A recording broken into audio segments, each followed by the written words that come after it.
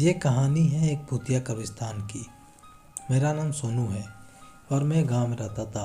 गांव से कुछ ही दूर में एक कब्रिस्तान था जहां मेरे चचा कब्र खोदने का काम करता था। मुझे वहां रोज़ रात को खाना ले जाने के लिए जाना पड़ता था। लेकिन एक रात मेरे साथ एक ऐसी डरावनी और खौफनाक घटना घटी जिसके बाद मैंने वहां जाना ही छोड़ दिया। ये बात करीब 3 साल पहले की है। मैं अपने चचा के लिए खाना लेके जा रहा था। रात के करीब 9 बज रहे थे। ठंड का महीना था, इसलिए गांव काफ़ी सुनसान था।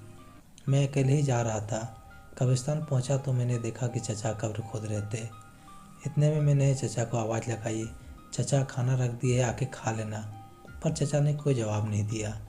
दोबारा मैंने चचा को बुलाया, लेकिन दोबारा उसने कोई जवाब नहीं दिया। मुझे लगा कि शायद काम में बिजी है, इसलिए मेरी बातों का ध्यान नहीं दे रहे। मैं चचा की ओर जाने लगा। थोड़ी दूर बढ़ने के बाद मेरा मोबाइल बज उठा। तब मैंने अपने फ़ोन निकाला तो देखा चचा कॉल कर रहे। मुझे समझ में नहीं आया कि चचा जब कब्र खोद रहे तो कॉल क्यों कर रहे। जैसे मैंने कॉल रिसीव किया तो उधर से आवाज़ आया, बेटा सोनू, आज मैं कब्रिस्तान में नहीं हूँ तो आज खाना लेके मत आना। बस इतना कहते ही फ़ोन काट दिया। अब मुझे समझ में नहीं आ रहा था कि चचा जब कॉल कर रहे तो कब्र कौन खोद रहा है।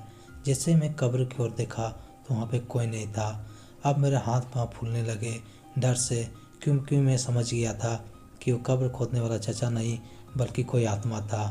ये देखते ही मैं वहाँ से भागने लगा, मानो मेरे पीछे से कोई आवाज़ दे रहा हो, लेकिन मैं रुका नहीं। फिर वहाँ से भागते भागते मैं कब्रिस्तान के गेट के सामने आके खड़ा हो गया और हाँफने लगा।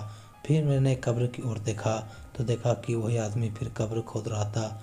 जब मैंने गौर से देखा तो वो कोई और कहीं नहीं बल्कि रुस्तम चाचा था, जिसके 4 दिन पहले ही मौत हो चुका था। मैं काफ़ी डर गया। ये देखते ही मैं वहाँ से भागने लगा।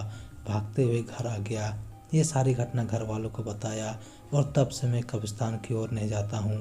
और उस दिन से घर वालों ने भी मना कर दिया कि खाना लेके रात को मत जाना।